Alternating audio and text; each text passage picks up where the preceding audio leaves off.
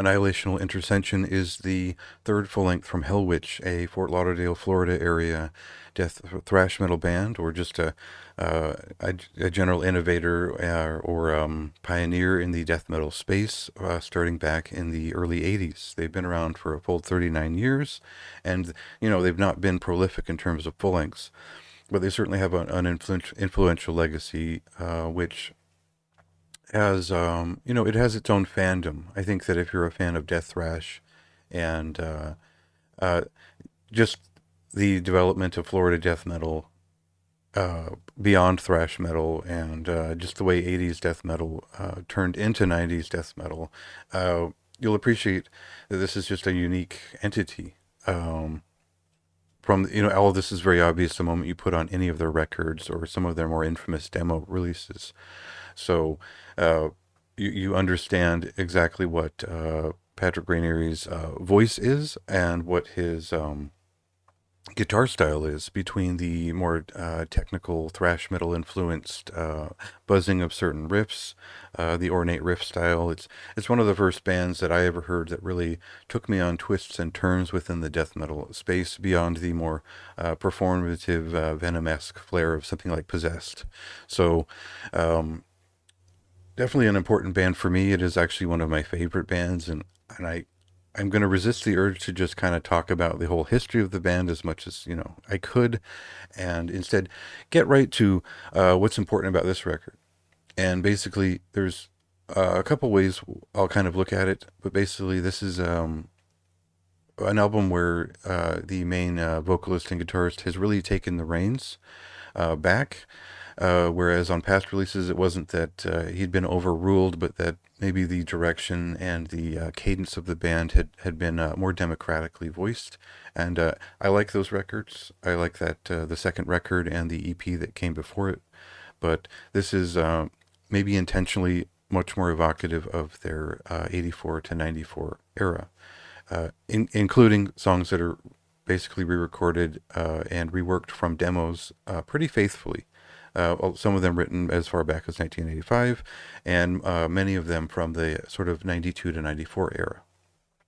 So we'll get right into one of the new songs here and go from there. Disruption,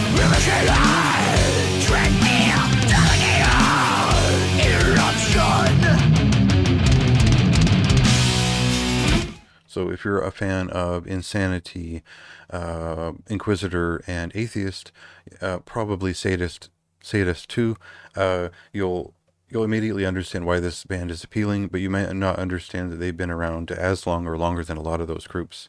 So without getting into the history, there was certainly a progression in their sound up till 1994, which became more technical, more groove oriented, and you'll see that a little bit in some of these re-recorded songs. Even though by 1994 it certainly evolved worse, and you'll see that in Anthropophagy, the song Phagai,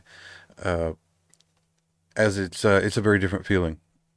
But if getting to the new material here, which is what's kind of important, is you'll find that this is classic Hellwitch. It's kind of not, there's not a big change. It is as if they stepped up right from 1994 and kept going. So there's a bit of a focus on groove. There's some kind of classic progressive death metal elements in there. If you listen to Death, you'll understand this language pretty well, especially early Death, up through Human. But this is still something very much that bridges the gap between late 80s thrash metal and early death metal, and that's kind of the gist of it. It's technical work. The guitar runs are pretty amazing. The drumming, the new drummer here is really proven himself over the years in this band, and puts out a pretty great performance here on this record. I feel like we get a little bit more of a little bit of modernization and a boost to speed in some of these newer songs, but nothing so outrageous that we don't recognize the band. It's a similar boost that we felt back in 2005 when that very over-the-top EP came out, was self-released. So something very classic about this is still there. This still feels like just Hellwitch being Hellwitch, and that's exactly what I think most fans want. Some of the references they feel like they're on the nose, probably because I've spent, the upwards of 20 something years listening to this band's pretty limited release discography in general.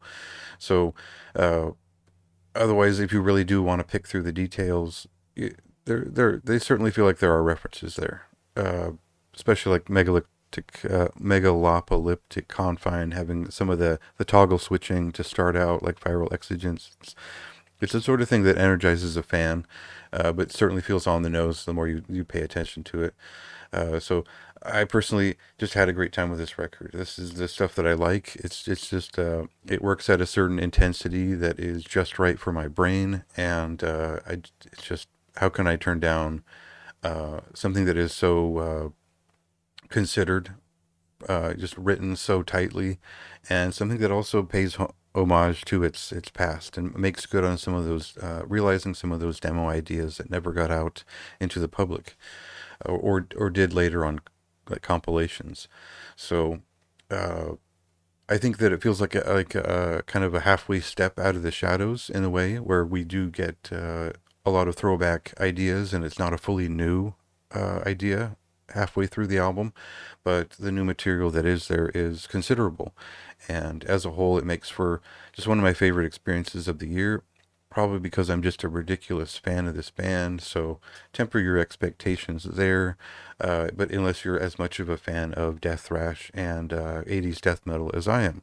So very high recommendation for me, and certainly something that I feel is essential for this month. So check it out. The digital version released early in the month, and the physical versions come at the end of the month. Otherwise, go ahead and read my more extensive thoughts in the written review, and there you go. Being at your last one with the soul of me.